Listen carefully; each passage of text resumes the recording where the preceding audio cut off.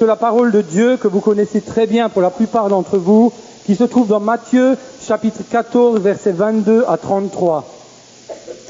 Le titre de mon message ce soir, c'est « Viens marcher sur l'eau ». Viens marcher sur l'eau.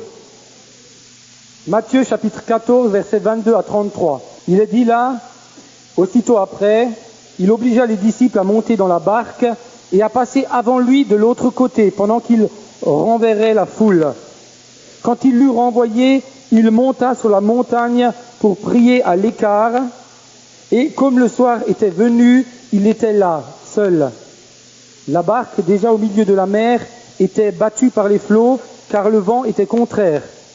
À la 4e veille de la nuit, Jésus alla vers eux, marchant sur la mer. Quand les disciples le virent marcher sur la mer, ils furent troublés et dirent « C'est un fantôme ». Et dans leur frayeur, ils poussèrent des cris. Jésus leur dit aussitôt « Rassurez-vous, c'est moi, n'ayez pas peur ». Pierre lui répondit « Seigneur, si c'est toi, ordonne que j'aille vers toi sur les eaux. » Et il dit « Viens ». Pierre sortit de la barque et marcha sur les eaux pour aller vers Jésus. Est-ce que l'on peut relire ce verset? J'aime beaucoup lire plusieurs fois les versets quand il s'agit du miraculeux de Dieu. Vous savez, souvent on s'habitue aux miracles que Dieu accomplit, mais j'aime beaucoup quand la parole de Dieu parle de miracle, et il s'agit là d'un réel miracle de la part de Dieu. Verset 29, et il dit « Viens ». Pierre sortit de la barque et marcha sur les eaux pour aller vers Jésus. Mais voyant que le vent était fort, il eut peur, et comme il commençait à enfoncer, il s'écria « Seigneur, sauve-moi ». Aussitôt, Jésus étendit la main, le saisit, et lui dit « Homme de peu de foi, pourquoi as-tu douté ?» Et ils montèrent dans la barque, et le vent cessa. Ceux qui étaient dans la barque vinrent se prosterner devant Jésus et dire « Tu es véritablement le Fils de Dieu jusqu'ici. » J'aimerais ce soir vous inviter à une promenade. Il y a dans la parole de Dieu une multitude de promenades d'hommes et de femmes de Dieu qui se sont promenés. Il y eut notamment dans le livre de la Genèse, Dieu qui aimait se promener dans le jardin d'Éden avec ses créatures, Adam et Ève. Il y eut dans la parole de Dieu cet homme, Abraham, qui a fait une promenade difficile avec son fils Isaac en direction du mont Moridja. Il y eut la promenade de Moïse, qui était une promenade extraordinaire au milieu de la mer Rouge avec le peuple d'Israël qui était derrière lui. Et puis, il y eut une promenade également de Moïse dans le désert pendant 40 années, promenade difficile celle-ci. Il y eut également la promenade de Josué, promenade victorieuse autour des murs de Jéricho.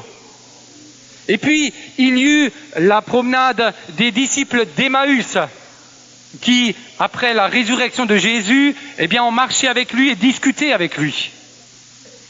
Il y eut également la promenade interrompue de Paul sur le chemin de Damas. Je dis interrompue parce que, Paul, qui était pharisien, homme de loi, qui aimait la loi, mais qui aimait également, persécuter les chrétiens, lorsqu'il s'est rendu à Damas, sa marche a été interrompue par la visite de Dieu. Il y eut également la promenade plus difficile, celle-là de Jésus, en direction du mont Golgotha, lieu sur lequel il a accepté librement et merveilleusement de se laisser clouer pour nous sur la croix. Et au travers de ce sang précieux qui a été versé, nous pouvons dire que nous avons reçu le salut en Jésus-Christ. Amen. Et je voudrais parler ce soir d'une promenade particulière, celle de Pierre sur les eaux du lac de Galilée. Et je voudrais peut-être avec vous ce soir voir de quelle manière nous pouvons obéir à Jésus de la même manière que Pierre l'a fait et sortir du bateau pour aller vers lui. Voyez-vous, il me semble, dans les prédications que nous entendons ces derniers temps, dans ce qui se passe ici dans le peuple de Dieu, il me semble que Dieu veut nous emmener dans une nouvelle dimension de sa gloire. Et je crois de tout mon cœur qu'il veut utiliser des hommes et des femmes ordinaires comme vous et moi, comme il a utilisé Pierre, qui était pêcheur à la fois de poissons, mais pêcheur également à cause du péché. Eh bien, Dieu a utilisé des ordinaires comme Pierre pour faire des choses extraordinaires. Amen.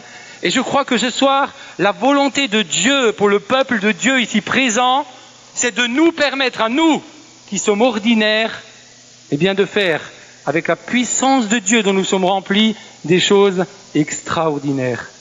Et c'est une invitation de Jésus ce soir, une invitation à sortir de votre barque pour venir expérimenter la puissance de Dieu. Dans ce texte, il nous est dit que les disciples étaient dans la barque. Il y avait 12 disciples. 11 d'entre eux ont traversé le lac de Galilée et n'ont été que des spectateurs. Mais un homme, Pierre, allait traverser en compagnie des disciples ce lac de Galilée et n'allait jamais oublier le voyage qu'il allait faire sur ce lac. Il a marché sur les eaux. Et ce que Pierre a fait, eh bien Dieu veut nous permettre de le faire ce soir. Alors, bien sûr, je le dis au second degré. Ne vous précipitez pas demain matin à la piscine du coin pour essayer de marcher sur l'eau. Toutefois, ce que je veux dire ce soir, eh bien, c'est que Dieu veut nous permettre de sortir peut-être de la barque de nos habitudes, peut-être de la barque de nos habitudes évangélico-religieuses, pour nous permettre, eh bien, de vivre la puissance de Dieu dans nos propres vies. Voyez-vous, je suis heureux quand je vois les frères et sœurs vivre des expériences, vivre la puissance de Dieu, vivre la guérison et le miracle de Dieu. Mais je prie, Seigneur, permets-moi également de vivre ta gloire et ta puissance. Amen. De manière à ce que je ne sois pas seulement un spectateur de la gloire de Dieu, mais que je sois également un acteur de la gloire de Dieu dans ma propre vie. Amen. Je voudrais ce soir vous donner 4 éléments qui vous permettront, eh bien, de sortir de la barque et de vous approcher de Jésus, de répondre à son invitation ce soir. Le premier élément, je dirais que pour marcher sur l'eau, il nous faut d'abord obéir aux petites choses que Dieu nous demande de faire. Il nous faut d'abord être fidèles aux petites choses que Dieu nous confie. Dans ce texte, il est marqué au chapitre 14, verset 22, « Aussitôt après, il obligea les disciples à monter dans la barque et à passer avec lui de l'autre côté pendant qu'il renverrait la foule. » Et je crois que souvent, nous voulons vivre de grands miracles de la part de Dieu, mais nous ne sommes pas prêts à être fidèles dans les petites choses qu'il nous demande de faire. Et il me semble que si nous voulons permettre à Dieu d'accomplir dans nos vies de grandes bénédictions, il nous faut, eh bien, répondre et être fidèles dans les petites tâches qu'il veut accomplir au travers de nos vies. Amen. Des petites tâches telles que les écoles du dimanche. Et je remercie tous ceux et celles qui se sont engagés auprès des enfants. Je me réjouis de voir le feu qu'il y a en ce moment dans le groupe de jeunes. Et je me réjouis surtout de voir que beaucoup d'entre eux sont passés par les différents stades et les différents âges des différentes écoles du dimanche. Et ont semence après semence reçu la parole de Dieu qui, elle, a accompli une œuvre dans leur cœur. Soyons fidèles dans les petites choses que Dieu nous demande. Fidèles peut-être dans les choses dans lesquelles les hommes ne nous voient pas. Mais Dieu nous voit. Le ménage, la distribution de médicaments, le gardiennage du parking, le service d'accueil. Dans tous les domaines de l'Église, il y a des besoins. Et je crois que si nous acceptons de nous engager et d'être fidèles dans ce que Dieu nous demande dans les petites choses, eh bien Dieu alors nous permettra de vivre de grandes choses avec lui. Amen. Je crois que pour vivre l'extraordinaire de Dieu, il nous faut obéir à l'ordinaire de Dieu. Pour vivre l'extraordinaire de Dieu, il nous faut obéir à l'ordinaire de Dieu. Amen. Premier point, pour marcher sur l'eau, il nous faut d'abord obéir aux petites choses que Dieu nous demande. Second point, je dirais que pour marcher sur l'eau, il faut s'assurer d'obéir à ce que Dieu nous demande avec une motivation qui est juste. Voyez-vous, lorsque Pierre est descendu de sa barque, Il a dit, Seigneur, si c'est toi, ordonne-moi d'aller vers toi sur les eaux. Et ce n'est qu'à partir du moment où Jésus lui a confirmé en disant, viens, que Pierre est sorti de sa barque. Et il me semble qu'avant d'agir et de travailler pour le Seigneur, il nous faut recevoir de sa part les directives, les confirmations. Pierre, lui, a reçu de la part de Dieu un viens qui l'a encouragé à sortir de la barque. Quel est le domaine dans lequel peut-être ce soir, Jésus te dit « viens » et le domaine pour lequel il veut te faire sortir de la barque de tes habitudes. Ce soir, soyons également de ceux qui servent le Seigneur avec une motivation juste. Je ne sais pas si je vous l'avais déjà raconté, mais pour ceux qui ne l'ont peut-être pas entendu, j'avais, il y a un temps de cela, décidé après la sortie de mon travail d'aller afficher. Et je me suis dit, je vais y aller donc tard le soir puisque j'avais le temps. Et quand je suis arrivé à la maison, j'avais très mal aux dents. Qui plus est, il pleuvait dehors. Et mon épouse me dit, écoute, tu ne peux pas aller afficher dans cet état, reste à la maison. Alors dans mon cœur, je me dis non, j'ai envie de sortir, malgré tout, je veux aller afficher. Je prépare mon seau de colle, je charge les affiches, et me voilà sorti pour afficher. Le premier panneau que je trouve dans le premier des villages, c'est vu au bout de 2 minutes être entouré par des jeunes qui chantaient des chants sataniques, avec un transistor. Et puis je continue à avoir mal aux dents, comble de tout, lorsque je me suis mis à afficher, je me suis rendu compte que ma colle ne collait pas.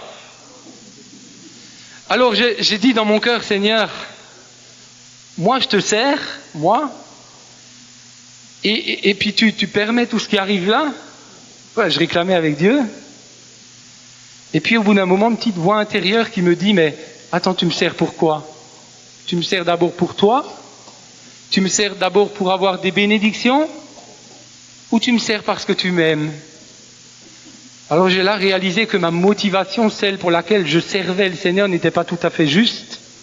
Je suis rentré dans ma camionnette et j'ai demandé pardon au Seigneur. Je suis sorti de ma camionnette, les jeunes n'étaient plus là, la pluie s'est arrêtée, mes dents ont arrêté de me faire mal et la colle a commencé à coller. Amen. Lorsque nous servons le Seigneur avec une motivation qui est juste, je crois alors que de tout cœur, Dieu manifestera sa gloire dans nos vies. Amen. Il nous faut être fidèles dans les petites choses, il nous faut chercher la volonté de Dieu parfaite, il nous faut également servir Dieu avec des motivations justes. La troisième chose de laquelle j'aimerais parler, je dirais que pour marcher sur l'eau, il faut quitter le confort de notre bateau, conscient qu'à l'extérieur, il y a le danger du vent, de la tempête et des vagues. Vous savez, Dieu ne nous a jamais promis de nous éviter les difficultés. En général, quand je témoigne, je dis jamais aux gens, venez au Seigneur et tout sera rose. C'est vrai que souvent au début, on a l'impression que tout est rose. Je ne sais pas si vous avez eu cette impression, mais les premiers mois, quand vous venez au Seigneur, vous avez l'impression de planer à 3000. Et puis arrivé un moment, le premier pied touche terre, le second touche terre, et vous réalisez que tout n'est pas aussi rose que cela. Dieu n'a jamais promis que tout serait rose. Dieu, lorsque Pierre est sorti de sa barque, il n'a pas dit d'abord à Pierre, attends, je vais calmer les vents, la tempête et les vagues, tu pourras après sortir. C'est pas ce que Dieu a dit à Pierre. Pierre a dû sortir de sa barque pendant que le vent soufflait, pendant que les vagues se déferlaient, pendant que la tempête était là. C'est que, si Dieu ne nous promet pas les choses faciles, il nous promet en tout cas d'être avec nous lorsque nous vivons des choses difficiles. Amen. Il promet d'être dans la barque de notre vie. Et si ce soir peut-être tu es là et tu vis une chose difficile, j'aimerais te dire, sors de la barque de tes craintes et confie-toi en Jésus. Il est là dans tes problèmes et dans tes difficultés. Il est avec toi et il veut t'aider. Amen. Il est là pour cela. Vous savez, lorsque nous sortons dans les rues le samedi après-midi, J'ai rencontré l'autre jour une sœur qui fréquentait les lieux dans lesquels nous sortons. Et elle m'a appris que les lieux dans lesquels nous étions étaient certainement l'endroit le plus mal fréquenté de Mulhouse. Elle était elle-même héroïnomane. Et alors, quand je suis sorti dans la ville, la fois d'après, je me suis dit, tiens, je vais un peu regarder ce qui se passe. Et puis, effectivement, en regardant bien les choses, là où nous étions, je me rendais compte qu'il y avait des échanges de petits sachets avec de la poudre blanche, des échanges de billets, il y avait des hommes alcooliques, etc. Et j'ai vu là que, eh bien, nous devions sortir du confort de notre maison pour aller dans un lieu dans lequel la tempête et le vent soufflaient, mais dans lequel également, eh bien, Jésus nous garantissait d'être avec nous. Amen. Jésus nous garantit d'être avec nous. Voyez-vous, lorsque Jésus a marché sur l'eau, et lorsque Pierre est arrivé après Jésus, j'ai essayé d'imaginer la réaction des poissons qui étaient dans l'eau. Vous savez, les poissons qui regardaient par au-dessus et qui voyaient des pieds qui marchaient sur l'eau. Je sais pas, ils ont dû discuter entre eux et se dire, mais qu'est-ce qui se passe aujourd'hui? Qui c'est qui ose marcher sur notre territoire? Et alors certainement les poissons sont remontés à la surface pour voir de plus près ces pieds qui marchaient sur leur territoire. Et j'imagine que Pierre, voyant ces poissons curieux près de l'eau, n'avait plus qu'à se baisser pour les ramasser. Vous savez, je pense que lorsque nous savons étonner les gens par ce que nous faisons et là où nous allons, eh bien les gens alors s'approcheront de Jésus et nous n'aurons plus qu'à les pêcher. Amen. Lorsque nous offrons du café et des gâteaux, les gens sont étonnés. Pourquoi vous nous offrez du café et des gâteaux? Qu'est-ce qu'il y a derrière, nous disent-ils. J'étais l'autre jour dans la rue, j'offre un café à un jeune homme et il me dit « Bois d'abord. Si tu bois pas, moi je bois pas. » Alors j'ai bu une gorgée et puis après il était confiant.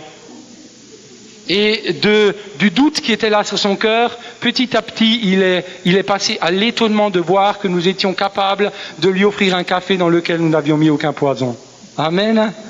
Étonnons les gens. Étonnons-les par nos comportements. Étonnons-les par nos manières de vivre. Étonnons-les par la joie que nous pouvons leur communiquer dans un monde où il n'y a que du désespoir. Étonnons les personnes. Et si nous savons les étonner, ils viendront. Et nous pourrons leur annoncer la bonne nouvelle de l'Évangile. Amen. Si tu décides d'aller là où Dieu t'envoie, Dieu sera toujours devant toi. Il te devancera toujours. Dans l'Évangile de Marc, lorsqu'il nous parle de la même histoire, il est dit à un moment que Jésus voulait dépasser la barque. Et voyez-vous, je crois que, eh bien, lorsque nous allons dans la volonté de Dieu, Dieu nous devance toujours. Toujours lorsque nous faisons sa volonté. Amen. Quatrième point que j'aimerais souligner ce soir, j'aimerais quand même parler de certaines barques. Vous voyez, il est dit dans Marc, chapitre 10, verset 21, il est parlé là de l'histoire d'un jeune homme riche qui voulait suivre Jésus, et Jésus a dit à ce jeune homme, il te manque une chose, va, vends tout ce que tu as, donne-le aux pauvres, et tu auras un trésor dans le ciel. Puis, de la même manière qu'il a invité Pierre, il a invité ce jeune homme en lui disant, puis viens et suis-moi. Que s'est-il passé? Le jeune homme est reparti tout triste, parce qu'il ne voulait pas laisser sa richesse. Lui, c'était pas une barque qu'il avait, c'était pas un bateau, c'était un yacht qu'il avait. Mais il ne voulait pas laisser sa richesse, il ne voulait pas la donner aux pauvres, il ne voulait pas suivre le Seigneur. Tu es peut-être ce soir dans la barque de quelque chose que tu ne veux pas laisser pour le Seigneur, de quelque chose que tu aimes plus que le Seigneur et qui t'empêche d'avancer avec le Seigneur. Eh bien, Jésus t'invite à venir et à laisser ce qui pour toi est une priorité avant le Seigneur. Il y a quelque temps de cela, alors que cela faisait 8 ans depuis ma conversion, nous n'avions pas de télé. Et je me suis dit, pendant la Coupe du Monde, on va prendre une télé, de manière à ce que je puisse suivre quelques matchs. J'aime beaucoup le football, en tout cas à la télé. Et voilà que nous avons pris une télé et que nous avons effectivement pu regarder par-ci, par-là quelques matchs. Mais après que la Coupe du Monde fut finie, eh bien nous avons continué à regarder la télé. Alors, pas souvent, mais le peu de fois où nous la regardions, eh bien, je me sentais coupable. Et je me disais, mais Seigneur, là, je pourrais passer du temps pour lire ta parole. Là, je pourrais passer du temps pour prier. Et plus ça allait, plus je regardais la télé. Et je me suis rendu compte, bien que j'avais placé dans ma vie quelque chose qui avait pris une place qui m'empêchait de servir le Seigneur. Et alors que nous étions à la colo, je disais aux frères qui étaient dans la maison, eh bien, écoute, pendant la colo, débarrasse-toi de la télé, de manière à ce que quand je rentre, il n'y ait plus de télé. Et depuis, je vous garantis, ça va mieux. Amen. Descends de la barque de ceux qui peut-être ce soir, et tu le réalises peut-être, a une place qui est plus importante que celle que Dieu veut prendre dans ta vie. Et Dieu te bénira. Amen. Tu es peut-être ce soir dans la barque d'un péché que tu caches et que tu ne veux pas dévoiler. Eh bien, ce soir, descends de la barque de ce péché. Viens à Jésus. Il te faudra peut-être confesser ce péché. Et peut-être le fait de le confesser produira autour de toi des vagues, produira un vent, une tempête. Mais viens à Jésus. Ne laisse pas ce péché t'empêcher de t'approcher de Jésus. Mais sors de la barque de ton péché parce que Jésus veut t'accueillir ce soir. Amen. Tu es peut-être dans la barque d'une amertume, d'un manque de pardon. Eh bien, sors de la barque de cette amertume et viens à Jésus. Il veut guérir ton cœur.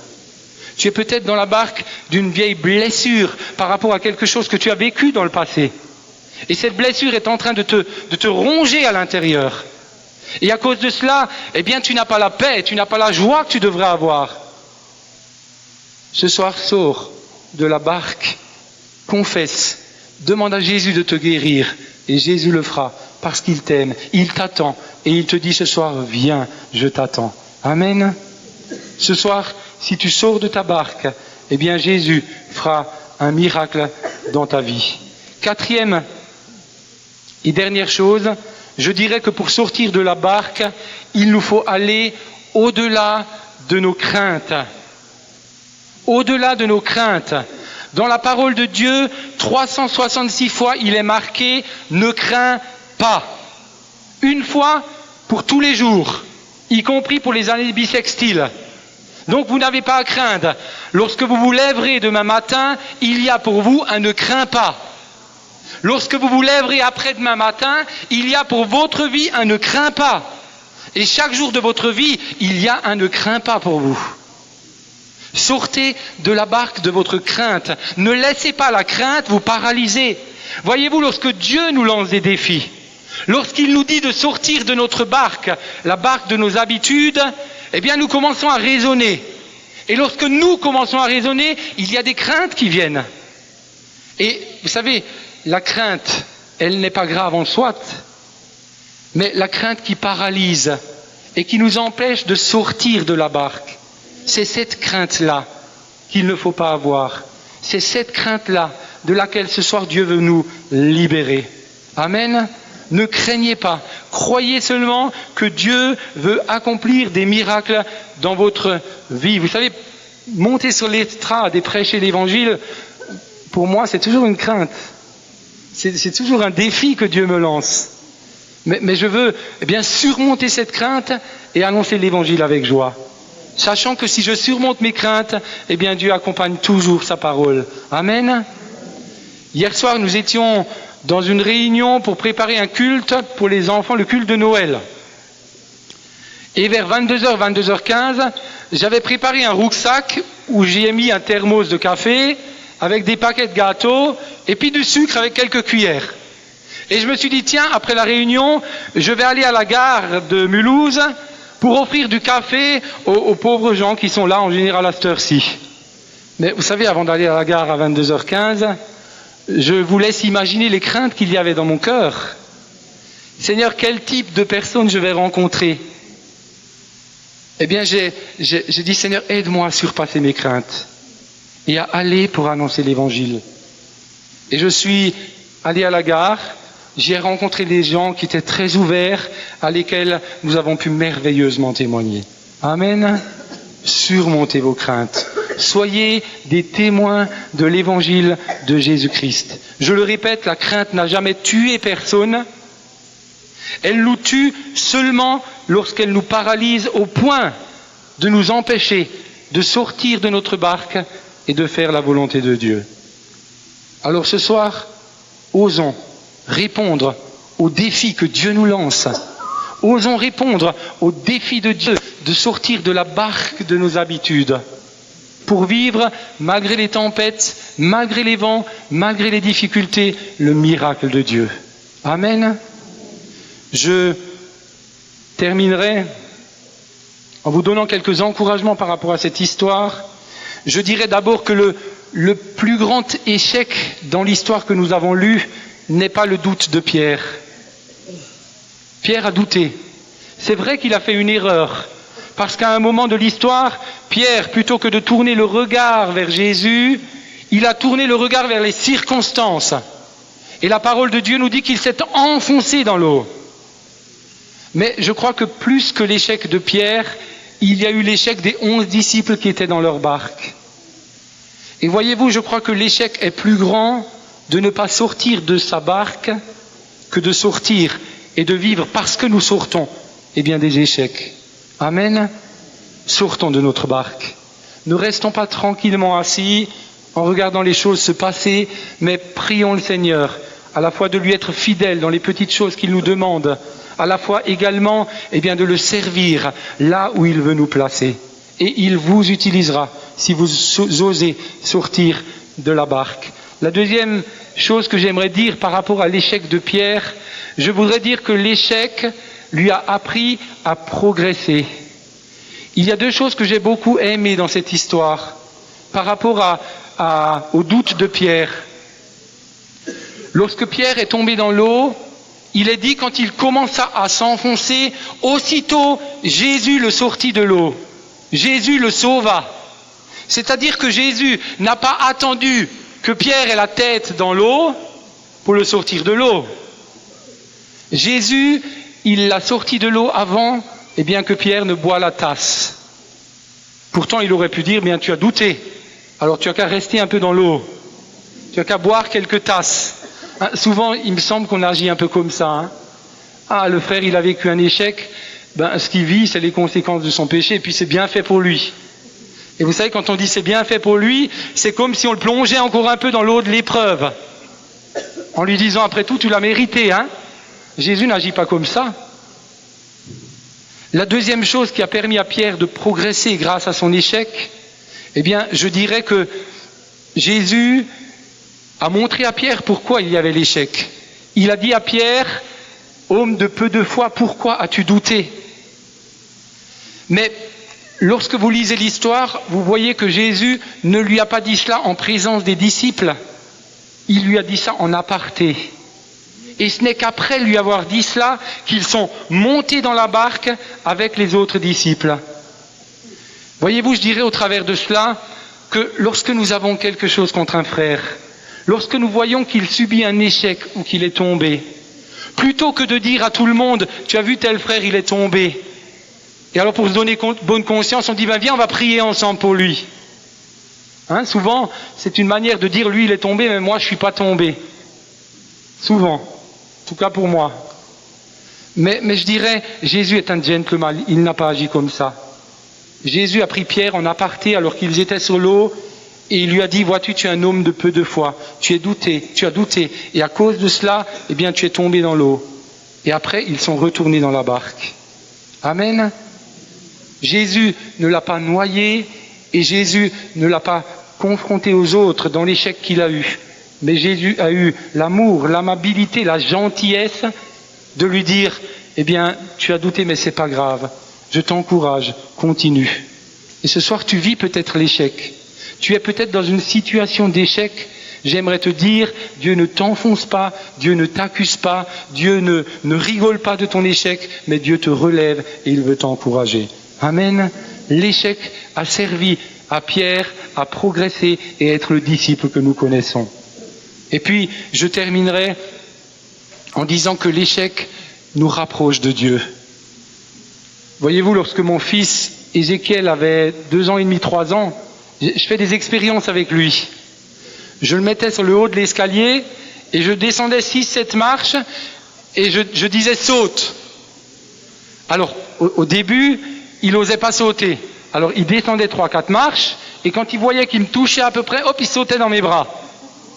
Et puis, au bout de 2-3 fois, il commençait à avoir confiance. Il montait une marche et puis il en montait une autre et une autre.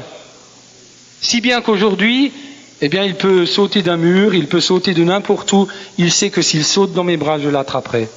Il a eu confiance. Amen.